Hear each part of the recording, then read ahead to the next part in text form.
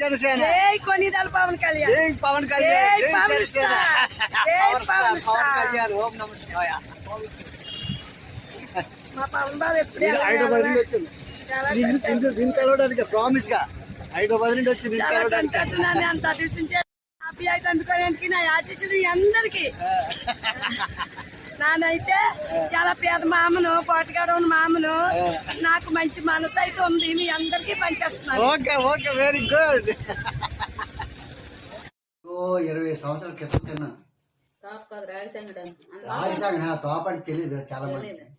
రాగి సంగటి, చేపల పులుసు, నా పెద్ద కూతురు చేపల పులుసు, నాటు